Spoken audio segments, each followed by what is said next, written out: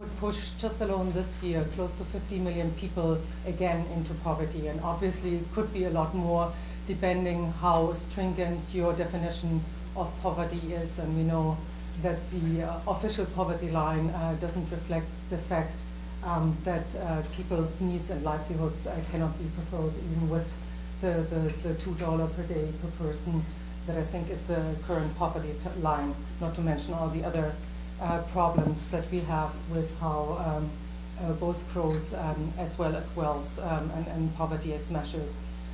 Here in the West and in some of the emerging market economies, the response has been in form of a large fiscal stimulus.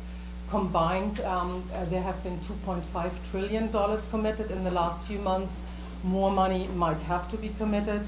The poorer developing countries obviously don't have the option to respond in such a fashion with Keynesian deficit spending spree as the Western countries are currently engaging in. Indeed, and I guess that's one of the issues that we have to discuss. Some of the international financial institutions and the policy advice that they've been consistently, and some would argue wrongly given for the past 30 years, have been very slow in adjusting to the fact that developing countries likewise should have additional money and finances to kind of have their own version of fiscal stimulus. Both institutions, by the same token, have taken, in a way, the opportunity or seized the opportunity of the day to look for additional funds to help developing and emerging market countries. And some of the proposals that have been out there you might be familiar with. One was World Bank chef's Robert Sirlich's demand for a vulnerability fund that would commit 0.7% of the stimulus funds to such a vulnerability funds. The IMF is likewise seeking for a large increase of the capital it has available to help developing countries and emerging market countries. And just today in the newspapers there was the information that US Secretary of the Treasury, Timothy Geithner, has asked for up to $500 billion to be committed for the IMF to basically help in providing support for developing countries.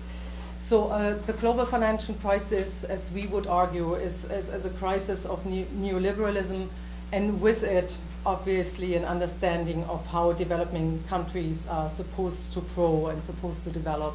And this is very much the focus of the discussion here when we are trying to look at whether the crisis will indeed maybe give or further restrict policy options for developing countries to develop an industrial policy, whether there are opportunities to go the route of manufacturing and industrial capacity, what will happen in terms of some of the protectionist measures that have already been kind of mentioned as a possibility, some fear of going back to the beggar thy neighbor policies.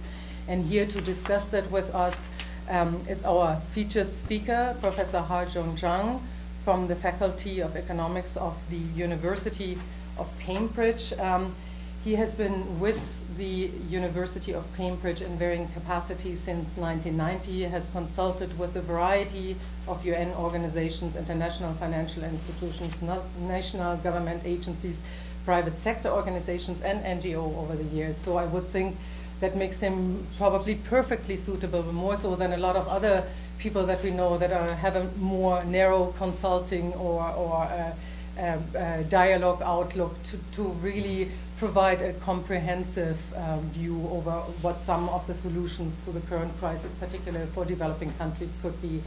He was awarded the 2005 Vasily Leontief Prize for advancing the frontiers of economic thought, which is awarded by Tufts University. And he has authored and edited a large number of books. And actually, if you look at his bio sketch, which is not really a sketch, but 18 pages that are listing publications and articles, you can see that he has been not only a very prolific writer, but consistency, a very fresh voice in providing some thoughts to development economics.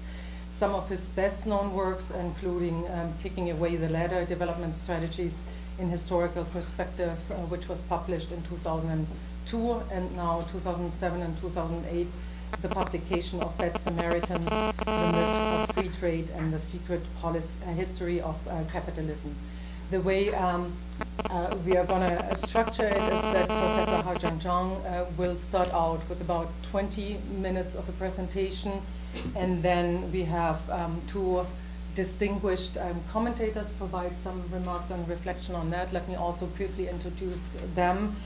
To my right is Rogério Studart, who is the Executive Director from Brazil for the constituency, which is headed by Brazil.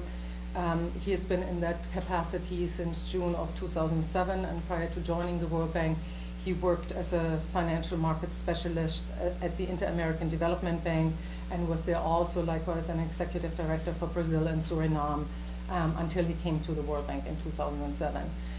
Then our second commentator is Mark Weisbrot, who probably doesn't need much of an introduction in Washington, D.C. He's the co-director of the Center for Economic and Policy Research in Washington, has received his PhD in economics from the University of Michigan, writes a column on policy issues that is distributed widely to more than 550 newspapers in the country, and is a frequent commentator.